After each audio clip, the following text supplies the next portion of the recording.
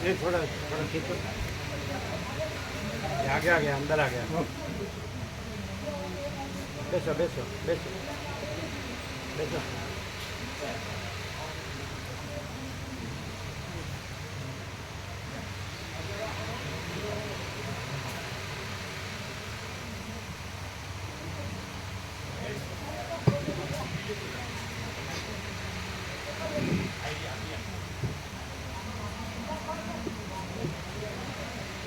ओम ओम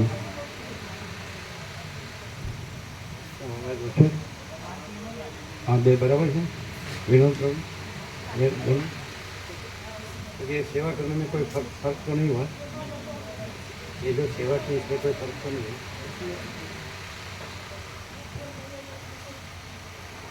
ओम ओम ओम ओम।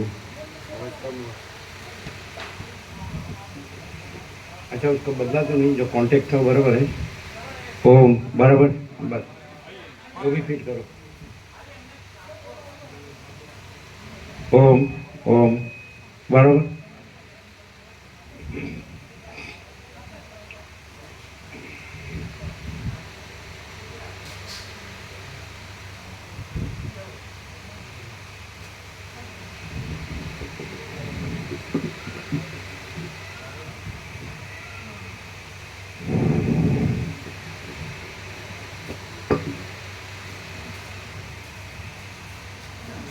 તમારે આવું જ ને બધા એટલે કમ્પ્લીટ થઈ જશે ને કાલે?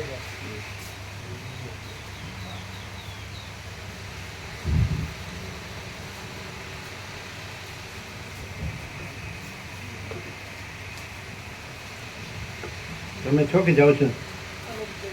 અચ્છા સવારે બધા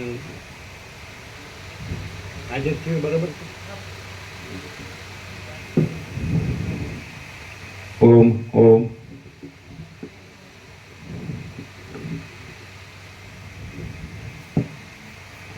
ओम ओम बराबर।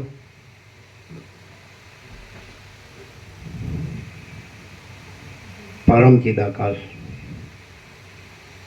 परम ज्योति अखंड ज्योति महाचिदाकाश स्वयं प्रकाश संपूर्ण प्रकाश पूर्ण ब्रह्म अनंत तेजगण अनंत चितगण परमाकाश केवल अनंत शुद्ध तेज घन परमाकाश अखिल आत्मा पूर्ण ब्रह्म परमात्मा परम चिदाकाश परम ज्योति अखंड ज्योति अनंत पूर्ण परम चिदाकाश परम शांति स्वयं सिद्ध स्वयं प्रकाश स्वयं पूर्ण स्वस्वरूप यही सब कुछ है, इसके सिवा कुछ नहीं है। शून्यवास अनंत कोटि महाकल्पो है ही नहीं।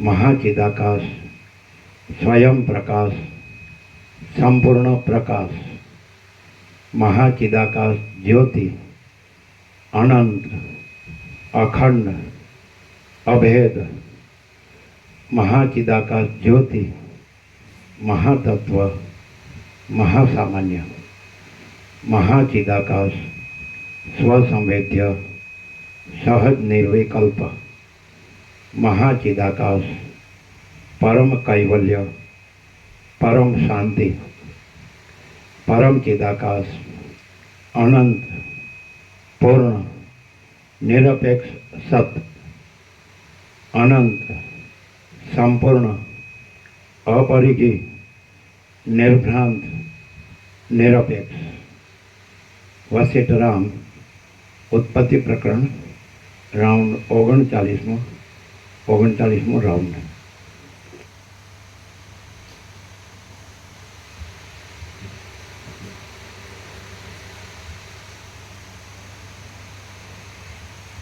आद्य परब्रह्म सदगुरु देव की जय। ओम श्री परमात्मने नमः। सद्ग्रंथों शिरोमणि श्री योग वासिष्ठ महारामायण उत्पत्ति प्रकरण पाना नंबर 300 सर्ग 75मो कर्कटी राक्षसी ने पूर्वदेहनी प्राप्ति। आ 75मा सर्गमा ब्रह्मा प्रसन्न थया तो पण ते राक्षसी कांई बोली नहीं। तथापि ब्रह्माना वरदानथी राक्षसीने पूर्वनो देह प्राप्त थयो एटली वात कहेवामां आवशे।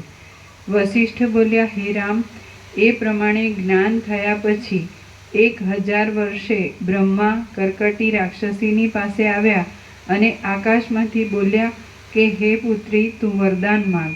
सूची राक्षसीने कर्मेन्द्रियो न होवाथी जीव मात्रथी ते रहेली हती।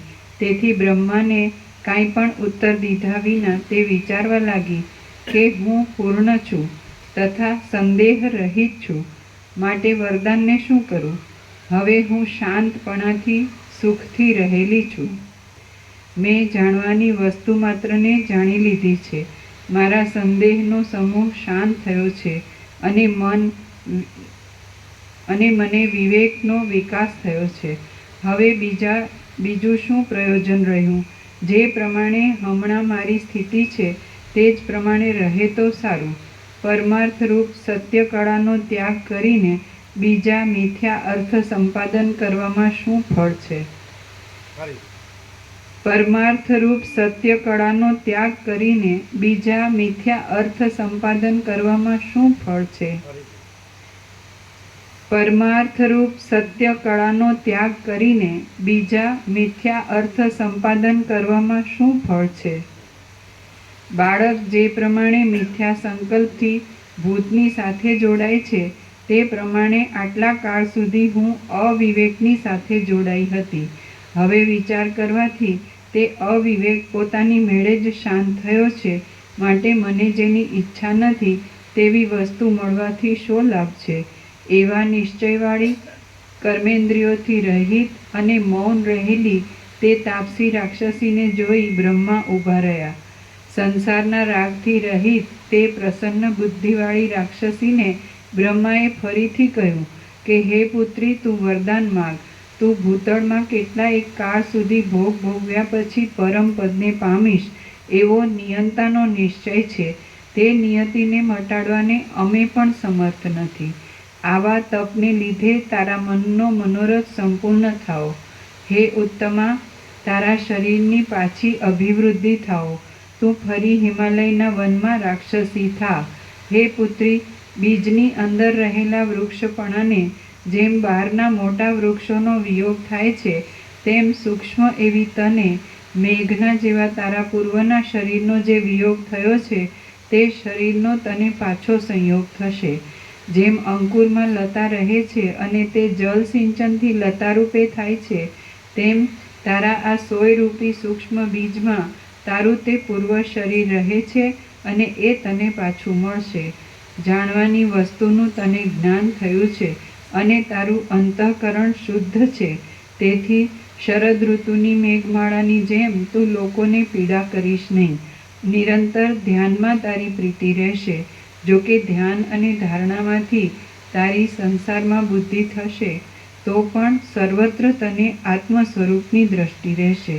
તું વ્યવહાર દ્રષ્ટિથી ધારણા અને ધ્યાનના આધારભૂત રહીશ અને વાયુના સ્વભાવથી તું શરીરને ચેષ્ટાયુક્ત કરીશ. હે પુત્રી, તે સમયમાં તું પોતાના જાતિ સ્વભાવને ઉચિત, અશાસ્ત્રીય, હિંસાની વિરોધીની થઈશ અને ક્ષુધાની શાંતિ કરવા સારું ન્યાયથી લોકોની હિંસા કરીશ.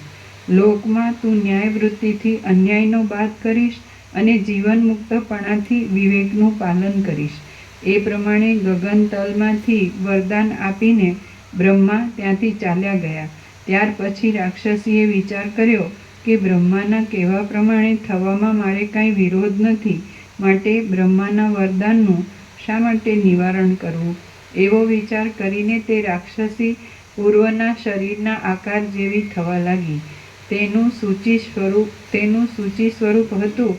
તેમાંથી તે પ્રથમ પ્રાદેશ, અંગૂઠો અને તર્જની વચ્ચેનું અંતર, તેમાંથી તે પ્રથમ પ્રાદેશ જેવડી થઈ, પછી તે હાથ જેવડી થઈ, પછી તે એક વામ જેવડી થઈ, પછી તે વૃક્ષની શાખા જેવડી થઈ અને પછી તે અભ્રમાળા જેવડી થઈ. અંકુરમાંથી વૃક્ષની ઉત્પત્તિ થાય તેમ એક પલકારામાં તે સુંદર મોટા અવયવવાળી રાક્ષસી થઈને શોભવા લાગી. આમ તે સંકલ્પરૂપી વૃક્ષની કલિકાના અંકુરના નામથી વિકાસ પામી. એ પ્રમાણે સંકલ્પિત દ્રુમમાં અને વનમાં જેવી રીતે ક્રમપૂર્વક પુષ્પની ઉત્પત્તિ થાય છે, તેવી રીતે પૂર્વે બીજરૂપ અદૃશ્ય રહેલા તેના અવિકળ શક્તિવાળા ગાત્રો પાછા દેહમાંથી ઉત્પન્ન થયા. તેમજ તેની ઇન્દ્રિયો તથા તેના સ્થાનકો પણ ઉત્પન્ન થયા. શ્રી યોગ વાસિષ્ઠ મહારામાયણમાં ઉત્પત્તિ પ્રકરણનો સૂચિ શરીર લાભ નામનો સર્ગ 75મો સમાપ્ત. સર્ગ 76મો. કર્કટીનું તપથી નિવૃત્ત થવું અને ભીલના દેશમાં જવું. આ 76મા સર્ગમાં કર્કટી રાક્ષસીને પાછો પૂર્વનો દેહ મળ્યો. ત્યાર પછી સમાધિમાંથી 6 માસે ભૂખ લાગી અને જાગૃત થયા પછી વાયુના વચન સાંભળી તે રાક્ષસી ભીલના દેશમાં ગઈ, તેનું વર્ણન આવશે. વસિષ્ઠ બોલ્યા, હે રામ, વર્ષા ઋતુની મેઘલેખા જેમ સૂક્ષ્મમાંથી સ્થૂળ થાય છે, તેમ તે સૂચિ રાક્ષસી સૂક્ષ્મમાંથી સ્થૂળ થઈ. આમ સૂચિ ફરી કર્કટી રાક્ષસી થઈ. ત્યાર પછી આત્મસ્વરૂપભૂત બ્રહ્માકાશનું ધ્યાન ધરવાથી તેને આનંદ થયો અને બોધ થવાથી તેણે જેમ સર્પ કાંચડીનો ત્યાગ કરે તેમ રાક્ષસ ભાવનો ત્યાગ કર્યો.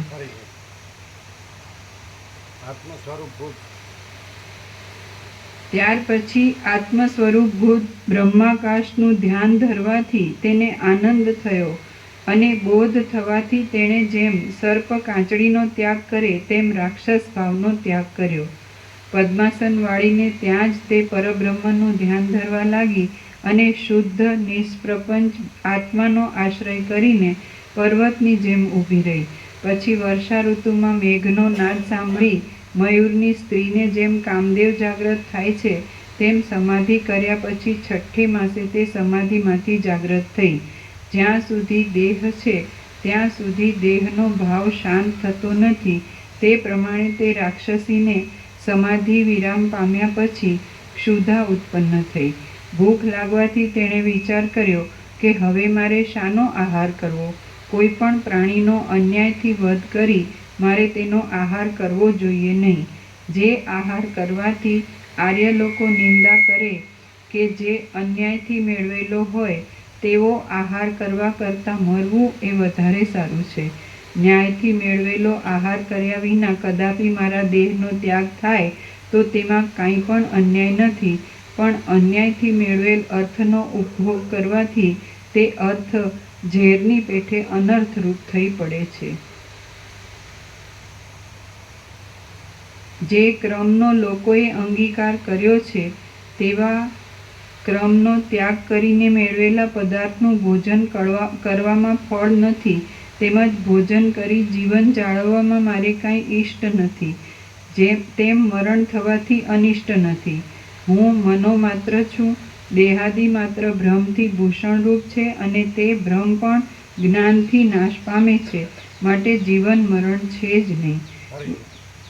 હું મનોમાત્ર છું. દેહાદિ માત્ર ભ્રમથી ભૂષણરૂપ છે અને તે ભ્રમ પણ જ્ઞાનથી નાશ પામે છે, માટે જીવન મરણ છે જ નહીં.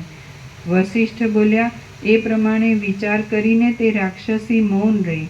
પોતે રાક્ષસી હોવા છતાં તેણે રાક્ષસી સ્વભાવનો ત્યાગ કર્યો. તેથી વાયુદેવે પ્રસન્ન થઈને તેને કહ્યું કે હે કર્કટી, તું જા, અજ્ઞાની લોકોને તું જ્ઞાનનો ઉપદેશ કર, કારણ કે અજ્ઞાનીને બોધ આપવો એ જ મહાત્માનો સ્વભાવ છે. તારો ઉપદેશ સાંભળવા છતાં પણ જેને જ્ઞાનનો ઉદય ન થાય તેનો તારે નાશ કરવો. એથી પોતે રાક્ષસી હોવા છતાં તેણે રાક્ષસી સ્વભાવનો ત્યાગ કર્યો. તેથી વાયુદેવે પ્રસન્ન થઈને તેને કહ્યું કે હે કર્કટી, તું જા, અજ્ઞાની લોકોને તું જ્ઞાનનો ઉપદેશ કર, કારણ કે અજ્ઞાનીને બોધ આપવો એ જ મહાત્માનો સ્વભાવ છે. તારો ઉપદેશ સાંભળવા છતાં પણ જેને જ્ઞાનનો ઉદય ન થાય તેનો તારે નાશ કરવો. એથી તારી ક્ષુધાની શાંતિ થશે અને અન્યાય પણ ગણાશે નહીં, કારણ કે બોધ આપવા છતાં પણ જેને બોધ થાય નહીં તેઓ પોતાની મેળે જ નષ્ટ થાય છે. કારણ કે બોધ આપવા છતાં પણ જેને બોધ થાય નહીં તેઓ પોતાની મેળે જ નષ્ટ થાય છે. એ પ્રમાણે વાયુના વચન સાંભળીને તમે મારા ઉપર મોટો અનુગ્રહ કર્યો, એમ કરીને તે પર્વતના શિખર પરથી ઊભી થઈ અને ત્યાંથી ક્રમપૂર્વક નીચે ઉતરી. પર્વતની ઉપલી ભૂમિ વટાવી તે પાસેના તટમાં આવી અને પછી તેણે પર્વતની સમીપમાં રહેલા ભીલના દેશમાં પ્રવેશ કર્યો. તે દેશમાં અન્ન, પશુ, લોક, દ્રવ્ય, કોમળ ઘાસ, ઔષધ, માંસ, મૂળ, પાન, મૃગ, કીટ તથા પક્ષી વગેરે ઘણા હતા. કાજળથી લીંપાયેલી પર્વતની કાંતિ જેવી તે રાક્ષસીએ રાતે ઘોર અંધારાવાળા માર્ગે હિમાલયની સમીપ રહેલા તે દેશ તરફ પ્રયાણ કર્યું. શ્રી યોગ વાસિષ્ઠ મહારામાયણમાં ઉત્પત્તિ પ્રકરણનો અન્યાય બાધિક નામનો સર્ગ 76મો સમાપ્ત. સર્ગ 77મો. રાત્રિનું વર્ણન. ભીલના રાજા તથા પ્રધાનનું દર્શન. આ 77મા સર્ગમાં પ્રથમ રાત્રિનું વર્ણન છે. ત્યાર પછી ભીલના રાજા તથા કારભારીને જોઈને તેમની પરીક્ષા કરવા સારું કર્કટી રાક્ષસીને તેમને પ્રશ્ન કરવાની ઈચ્છા થઈ તેનું વર્ણન છે. વસિષ્ઠ બોલ્યા, હે રામ, તે રાક્ષસી ભીલોના દેશમાં આવી તે સમયે રાત્રિ પડી હતી. તે રાત્રિમાં અંધકારના પિંડ જાણે હાથમાં આવતા હોય એમ જણાતું હતું. ત્યારે કાળો મેઘ રાત્રિના વસ્ત્રરૂપે રહ્યો હતો. આકાશ ચંદ્રથી રહિત હતું. કાળા તમાલના વનથી રાત્રિ અતિ પુષ્ટ તથા ઘાટી લાગતી હતી અને નેત્રમાં આંજેલું કાજળ વધારે શ્યામ જણાતું હતું. લતાની ઘટાઓને લીધે નક્ષત્રનો પ્રકાશ દેખાતો ન હતો અને અંધારામાં લોકોની ગતિ મંદ થઈ હતી. ઘર અને ચૌટાથી ભરેલા નગરમાં 9 યૌવનાઓ રહેલી હતી. ચૌટા ઉપરના દીવા વાયુથી વાંકા થયેલા હતા, તેથી અંધકારની વૃદ્ધિ જણાતી હતી. ઘરના જાળિયામાંથી બહાર નીકળતો દીવાનો પ્રકાશ શોભતો હતો. રાત્રિમાં નૃત્ય કરતી પિશાચિકાઓ કર્કટી રાક્ષસીની સખીઓ હોય તેવી રીતે મૌન વ્રત ધારણ કરીને રહી હતી. મૃગ વગેરે પ્રાણીના સૂઈ ગયેલા સમૂહથી તથા ઝાકળથી રાત્રિ મનોહર લાગતી હતી. મંદ મંદ વાયુના સ્પર્શથી ઝાકળના કણ શોભતા હતા. તળાવમાંના ખાડાના કણ શોભતા હતા. તળાવમાંના ખાડા અને ઝાડના પોલાણ દેડકા તથા કાગડાથી વ્યાપ્ત હતા. અંતઃપુરમાં ક્રીડાના સ્થાનકમાં સ્ત્રી પુરુષના મુખ દેખાતા હતા. જંગલમાં પ્રલયકાળના અગ્નિ જેવા દાવાનળથી ઉજ્જવળતા જણાતી હતી. ઝાડના ક્યારામાં પાણી પડવાથી પાકી ગયેલા સાવડીના પીછા મળતા હતા. આકાશમાંના નક્ષત્રો નેત્રના પલકની જેમ પ્રકાશતા હતા.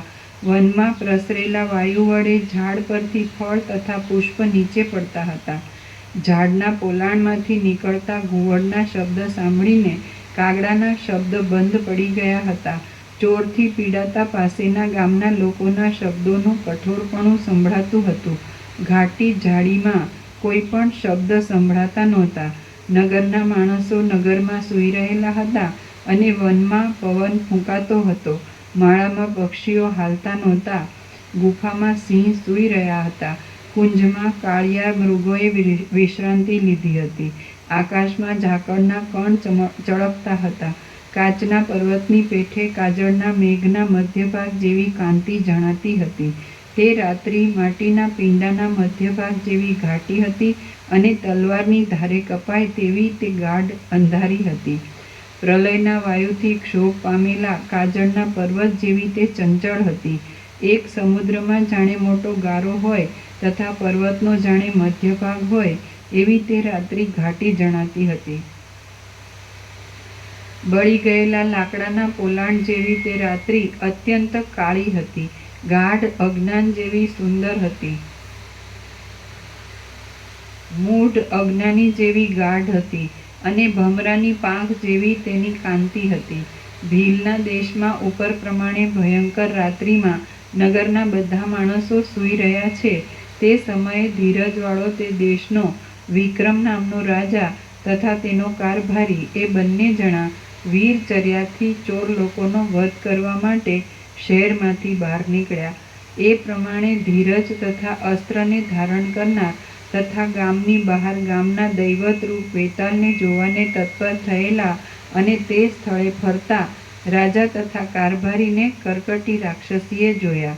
એ બંનેને જોઈને રાક્ષસીએ વિચાર કર્યો કે અહો મને ભક્ષ્ય મળ્યું.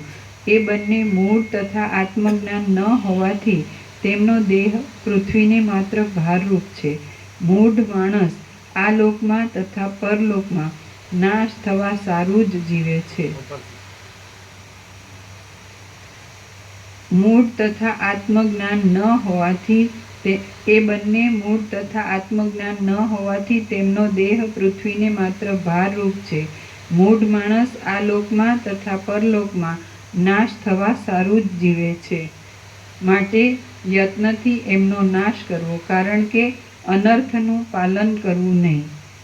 જેને આત્મનું જ્ઞાન નથી તેવા મૂઢ માણસનું મરણ જીવિતથી વધારે સારું છે.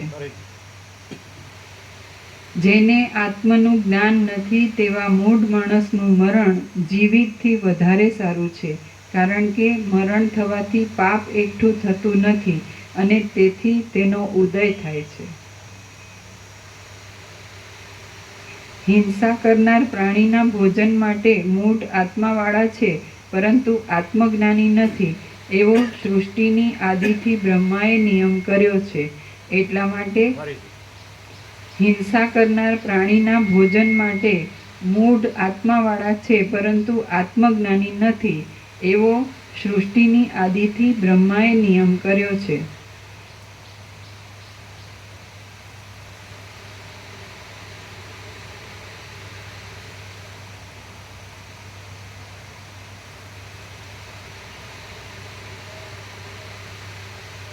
એટલા માટે મારા ભોજ્યપણાને પામેલા આ બંનેનું આજે મારે ભોજન કરવું. નિર્દોષપણાથી પ્રાપ્ત થયેલા પદાર્થની જે ઉપેક્ષા કરે છે તે માણસને દુર્ભાગ્યવાળો સમજવો.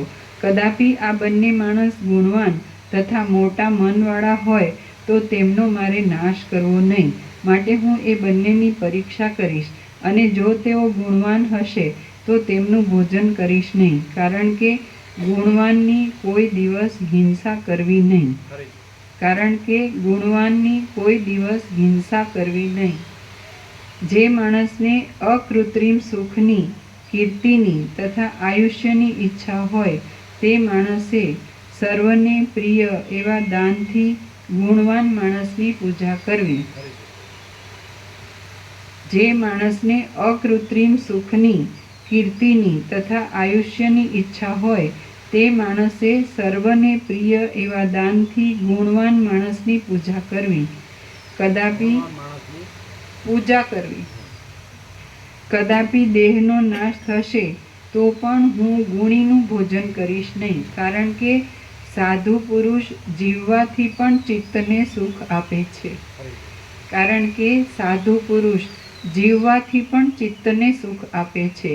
આથી પોતાના જીવિતનું દાન કરીને પણ ગુણવાન માણસનું પાલન કરવું, કારણ કે ગુણવાનના સંગરૂપી ઔષધથી મૃત્યુ પણ મિત્રપણાને પામે છે.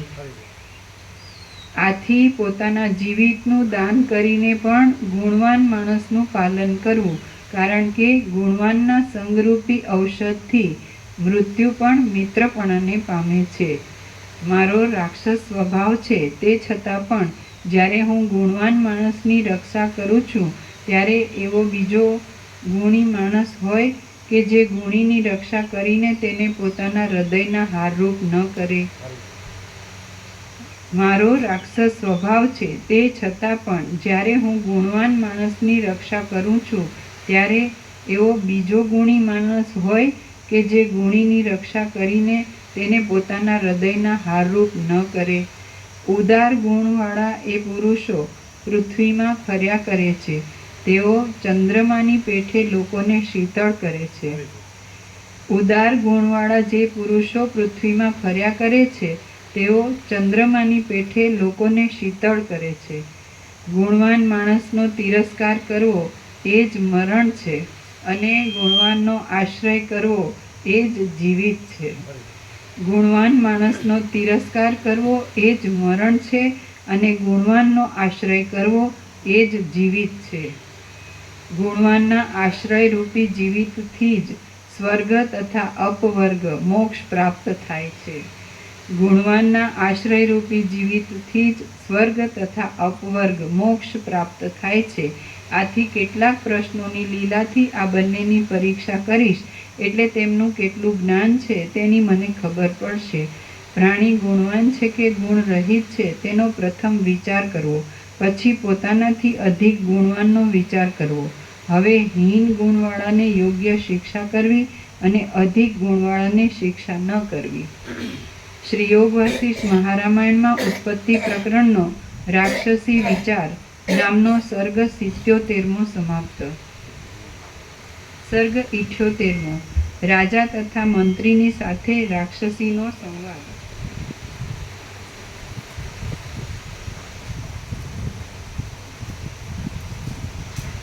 આ 78મા સર્ગમાં રાક્ષસીના ભયંકર વચનથી નિર્ભય રહેલા રાજાને તે રાક્ષસીએ પોતાનું સ્વરૂપ દેખાડ્યું તથા કારભારીના અનુનયથી રાક્ષસીએ પ્રશ્ન પૂછવાનો આરંભ કર્યો તેનું વર્ણન આવશે.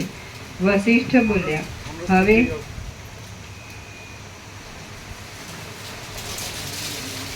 બંધાઈ ગયા પછી હા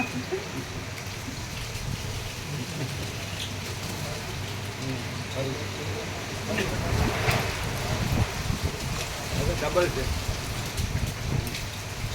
વશિષ્ઠ બોલ્યા, હવે રાક્ષસ કુલરૂપી વનની મંજરી સમાન તે રાક્ષસીએ જાણે અભ્રલેખાની જેમ અંધકારમાં ગંભીર નાદ કર્યો.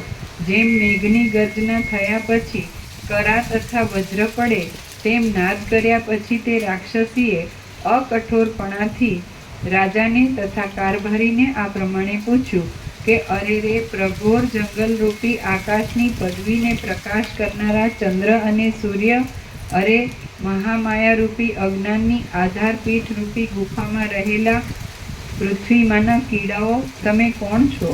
તમે આત્મજ્ઞાની હોવાથી પૂજ્ય બુદ્ધિવાળા છો કે તેમ ન હોવાથી દુર્બુદ્ધિવાળા છો? તમે મારો કોળિયો થવા આવો છો, માટે તમે દુષ્ટ એવા મરણને યોગ્ય છો. રાજા બોલ્યો, અરે ભૂત, તું કોણ છે? ક્યાં છે? તું તારો દેહ દેખાડ. ભ્રમરીના જેવા તારા શબ્દથી કોણ બીએ છે?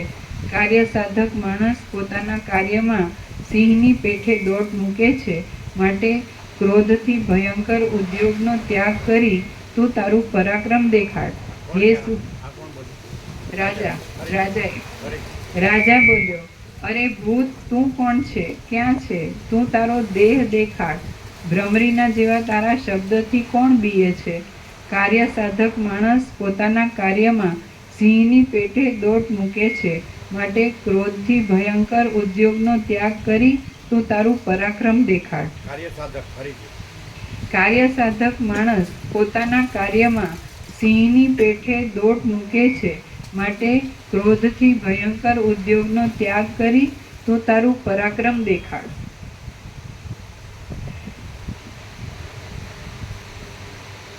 હે સુવ્રત, તું શું પ્રાર્થે છે તે કહે, હું તને તે આપીશ. અમને ક્રોધના શબ્દ સંભળાવી તું શા સારું બીવડાવે છે? અથવા શું તને જ ભય છે? તું તારા આકાર અને શબ્દથી અમારી સન્મુખ આવીને ઊભો રહે, કારણ કે દીર્ઘસૂત્રીનો ક્ષય થાય છે, પણ તેનો અર્થ સિદ્ધ થતો નથી. રાજાએ એ પ્રમાણે કહ્યું ત્યારે તે રાક્ષસીએ વિચાર્યું કે રાજાએ મનોહર વચન કહ્યા. પછી તેણે તેમની આગળ પ્રત્યક્ષ થવાને તેમજ તેમની અધીરતા ટાળવા માટે નાદ કર્યો તથા હાસ્ય કર્યું. ત્યાં રાજા તથા કારભારીએ નાદના શબ્દથી દિશાને પૂરનારી તથા અટ્ટહાસ્યને લીધે દાંતની કાંતિથી પોતાના આકારને પ્રકાશ કરનારી તે રાક્ષસીને જોઈ. તે પ્રલયકાળે વાદળામાં વજ્ર જેવા કડાકાથી પીસાઈ ગયેલા પર્વતની ટોચ હોય તેવી જણાતી હતી, અને તે નેત્રરૂપી વીજળીથી તથા બગલી જેવી ચૂડીઓથી આકાશને પ્રકાશિત કરતી હતી. તે અંધારરૂપી એક સમુદ્રમાં વડવાનળની જ્વાળા જેવી જણાતી હતી, અને તેની કાંધ ગર્જના કરતા મેઘની ઘટા જેવી ઘાટી હતી. શબ્દ કરતા દાંતના કચકચાટથી તે નિશાચરોનો નાશ કરતી હતી, અને તે કાજળ જેવા આકારથી આકાશ તથા પૃથ્વીને આધાર સ્તંભ સમાન હતી. વળી તે લીલા વડે શોભતી હતી. તેના કેશ ઊંચા હતા, તેનું અંગ ઘણી નાડીઓવાળું હતું, તેના નેત્ર પીળા હતા, અને પોતે તમોમય હતી. તે યક્ષ, રાક્ષસ તથા પિશાચને પણ અનર્થથી ભય ઉત્પન્ન કરતી હતી. તેના દેહના છિદ્રમાં પ્રવેશ કરતા વાયુથી ભયંકર શબ્દ થતો હતો. તેણે પોતાના મસ્તક ઉપર હળ, મૂષળ, ખાંડણીઓ, ઉંબાડિયું તથા સુપડું રાખેલા હતા. કલ્પના અંતે સ્ફૂર્તિ વિખાઈ ગયેલી વૈડૂર્ય પર્વતના શિખરની ભૂમિ હોય તેવી તે જણાતી હતી. તે હાસ્યથી દેવતાની પણ હિંસા કરનારી જાણે કાળ રાત્રિ હોય તેમ દેખાતી હતી. વાદળાવાળી શરદ ઋતુની આકાશાટવી વન જાણે દેહ ધરીને આવી હોય, અને ઘણા વાદળાથી યુક્ત અને પુષ્ટ શરીરવાળી જાણે રાત્રિ હોય એવી તે જણાતી હતી. શરીરની સ્થૂળતાથી જાણે પૃથ્વીની પીઠ ઉઠી હોય, તથા ચંદ્ર અને સૂર્યની સાથે યુદ્ધ કરવા માટે જાણે રાહુએ તેના દેહનો આશ્રય લીધો હોય એવી તે રાક્ષસી જણાતી હતી. તેના સ્તન ઇન્દ્રનીલમણીના જેવા મહાતેજસ્વી લાંબા વાદળા જેવા હતા. તે શ્યામ હતા, અને તેમના ઉપર તેણે ખાંડણિયા આદિના હાર સમૂહો સજ્યા હતા. તેનું શરીર બળેલા લાકડા જેવું હતું, અને તેના ઉપર એ કાષ્ઠના ચિહ્નો હતા. ઝાડની કાંતિ જેવા હલનચલન રહિત તથા નાડીઓ સહિત મોટા તેના હાથ હતા. આવા આકારવાળી તે રાક્ષસીને જોઈને રાજા તથા કારભારી ક્ષોભ પામ્યા વિના ઊભા રહ્યા, કારણ કે સત્ય તથા અસત્યના વિવેકથી શોભતા માણસને કોઈ પણ પદાર્થથી મોહ ઉત્પન્ન થતો નથી. સત્ય તથા અસત્યના વિવેકથી શોભતા માણસને કોઈ પણ પદાર્થથી મોહ ઉત્પન્ન થતો નથી. સત્ય તથા અસત્યના વિવેકથી શોભતા માણસને કોઈ પણ પદાર્થથી મોહ ઉત્પન્ન થતો નથી. મંત્રી બોલ્યા, હે રાક્ષસી, ઈચ્છિત વસ્તુ સિદ્ધ કરવા માટે તારે આટલો મોટો ક્રોધ કરવાનું કારણ શું? હલકો માણસ થોડા કામમાં પણ ઘણો ક્રોધ કરે છે. હલકો માણસ થોડા કામમાં પણ ઘણો ક્રોધ કરે છે. તું ક્રોધનો ત્યાગ કર. આવો ક્રોધ કરવો તને શોભતો નથી, કારણ કે બુદ્ધિમાન માણસ પોતાનો સ્વાર્થ સિદ્ધ કરવામાં યુક્તિથી જ વર્તે છે. હે અબળા, ફરીથી કારણ છે એ તો રહેલો એ. હા, હલકો માણસ થોડા કામમાં પણ ઘણો ક્રોધ કરે છે. તું ક્રોધનો ત્યાગ કર. बांधो उसको, बांधने का नहीं है क्या? ये खींचो।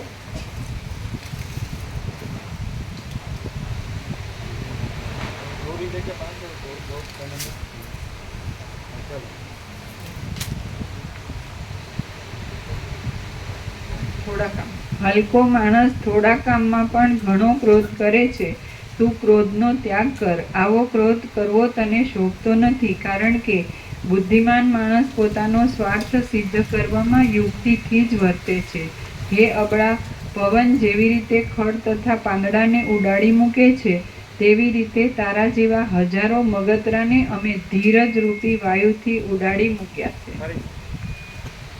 હે અબળા, પવન જેવી રીતે ખડ તથા પાંદડાને ઉડાડી મૂકે છે, તેવી રીતે તારા જેવા હજારો મગતરાને અમે ધીરજ રૂપી વાયુથી ઉડાડી મૂક્યા છે. ડાયા માણસો ક્રોધનો ત્યાગ કરે છે અને સમાન તથા સ્વચ્છ બુદ્ધિથી તેમજ વ્યવહારની યોગ્ય યુક્તિથી પોતાનો સ્વાર્થ સિદ્ધ કરે છે. ડાયા માણસો ક્રોધનો ત્યાગ કરે છે અને સમાન તથા સ્વચ્છ બુદ્ધિથી તેમજ વ્યવહારની યોગ્ય યુક્તિથી પોતાનો સ્વાર્થ સિદ્ધ કરે છે. ડાયા માણસો ક્રોધનો ત્યાગ કરે છે અને સમાન તથા સ્વચ્છ બુદ્ધિથી તેમજ વ્યવહારની યોગ્ય યુક્તિથી પોતાનો સ્વાર્થ સિદ્ધ કરે છે. પોતાના યોગ્ય વ્યવહારની યુક્તિથી કાર્ય સિદ્ધ થાય કે ન થાય તો પણ યોગ્ય માર્ગનો ત્યાગ ન કરવો એવી નિયતિ છે. પોતાના યોગ્ય વ્યવહારની યુક્તિથી કાર્ય સિદ્ધ થાય કે ન થાય તો પણ યોગ્ય માર્ગનો ત્યાગ ન કરવો એવી નિયતિ છે. તો પછી કાર્ય સિદ્ધ થવાનો નિશ્ચય હોય ત્યારે ક્રોધને અવસર જ કેમ હોય?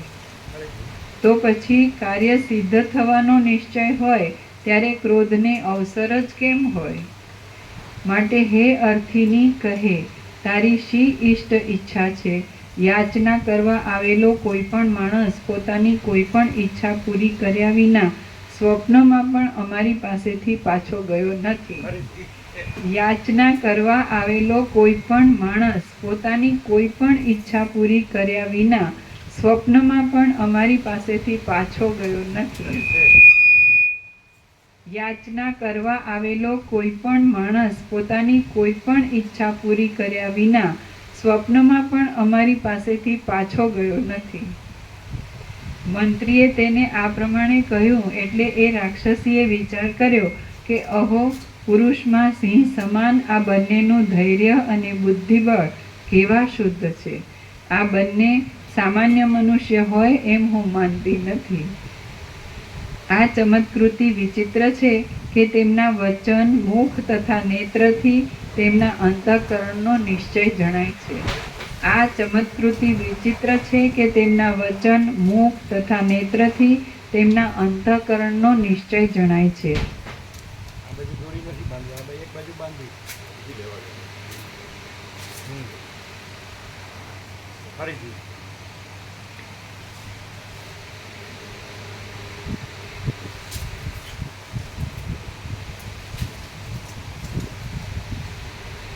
આ ચમત્કૃતિ વિચિત્ર છે કે તેમના વચન, મુખ તથા નેત્રથી તેમના અંતઃકરણનો નિશ્ચય જણાય છે. જે પ્રમાણે જળ ભેગું થવાથી એકતા પામે છે તે પ્રમાણે બુદ્ધિમાનનો આશ્રય તેમના મુખ, વચન, મુખ તથા નેત્રથી એકતાને પામે છે. આ બંનેએ ઘણું કરીને મારા મનનો અભિપ્રાય જાણ્યો છે અને મેં તેમનો અભિપ્રાય જાણ્યો છે.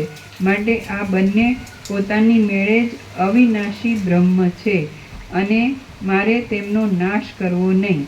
આ બંને આત્મજ્ઞાની છે એમ હું ધારું છું, કારણ કે જીવન મરણનો ભ્રમ મટાડનાર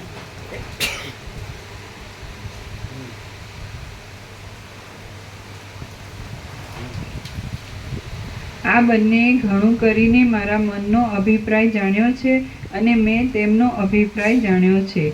માટે આ બંને પોતાની મેળે જ અવિનાશી બ્રહ્મ છે અને મારે તેમનો નાશ કરવો નહીં. આ બંને આત્મજ્ઞાની છે એમ હું ધારું છું, કારણ કે જીવન મરણનો ભ્રમ મટાડનાર આત્મજ્ઞાન વિના આવી બુદ્ધિ હોય નહીં. કારણ કે જીવન મરણનો ભ્રમ મટાડનાર આત્મજ્ઞાન વિના આવી બુદ્ધિ હોય નહીં. એમને આવી બુદ્ધિ છે, તેથી તેઓ અભયરૂપ અને અમૃતરૂપ છે.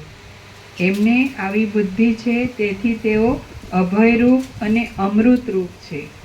લાવ ત્યારે મારા મનમાં જે કાંઈ સંદેહ છે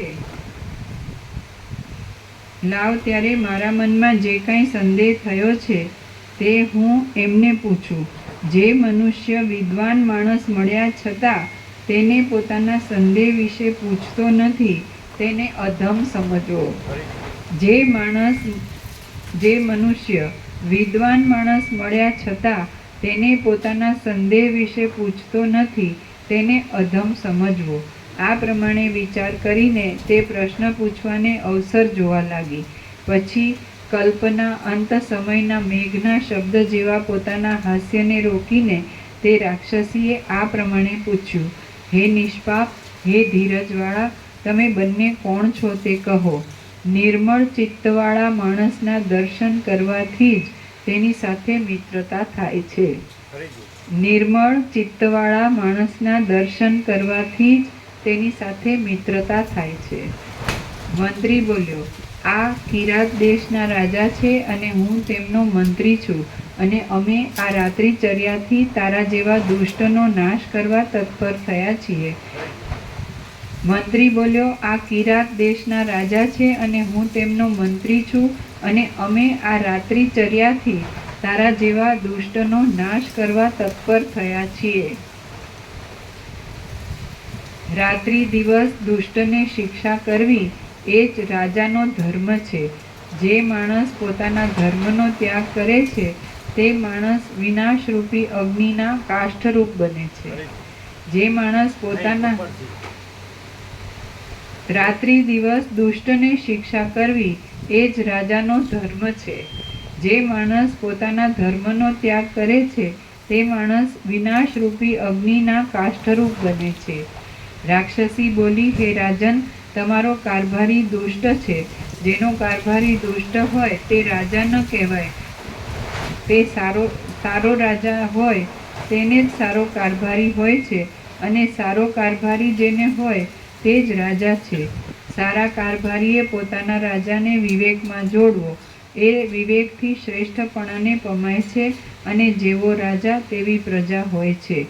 સમસ્ત ગુણના સમૂહમાં આત્મજ્ઞાન એ જ ઉત્તમ ગુણ છે અને સમસ્ત ગુણના સમૂહમાં આત્મજ્ઞાન એ જ ઉત્તમ ગુણ છે અને જેનામાં એવા ગુણ હોય તે જ રાજા ગણાય છે. અને જેનામાં તેવા ગુણ હોય તે જ રાજા ગણાય છે. તેવા ગુણની સાથે જેનામાં વિચારના રહસ્ય જાણવાના ગુણ હોય તે જ કારભારી ગણાય. આત્મવિદ્યાથી પ્રભુપણું તથા સમદ્રષ્ટિપણું મળે છે. માટે આત્મવિદ્યાથી પ્રભુપણું તથા સમદ્રષ્ટિપણું મળે છે. માટે જેને આત્મવિદ્યાનું જ્ઞાન નથી તે કારભારી પણ ન ગણાય તેમ રાજા પણ ન ગણાય. જો તમને બંનેને આત્મવિદ્યાનું જ્ઞાન હોય તો તમારું કલ્યાણ છે, પણ જો તેમ ન હોય તો તમે તો પ્રજાને અનર્થ કરનાર છો. માટે હું તમારું ભક્ષણ કરીશ. હું તમને બંનેને કેટલાક પ્રશ્ન પૂછું છું, તેનો તમે મને બુદ્ધિથી વિચાર કરીને ઉત્તર આપશો તો જેમ મા બાપની બાળક ઉપર પ્રીતિ થાય તેમ તમે મારા પ્રીતિપાત્ર થશો. હે રાજા, તમે કે તમારો મંત્રી મારા આ પ્રશ્નોનો ઉત્તર આપો. મને એ ઉત્તર સાંભળવાની અત્યંત ઈચ્છા છે. તમે તે ઈચ્છા પૂરી કરો. આ લોકમાં એવો કોણ પુરુષ છે કે તે કહેલા પદાર્થને ન આપીને ક્ષયકારી દોષને પામે? આ લોકમાં એવો કોણ પુરુષ છે કે કે તે કહેલા પદાર્થને ન આપીને ક્ષયકારી દોષને પામે. શ્રી યોગ વાસિષ્ઠ મહારામાયણમાં ઉત્પત્તિ પ્રકરણનો રાક્ષસી વર્ણન નામનો સર્ગ 78મો સમાપ્ત.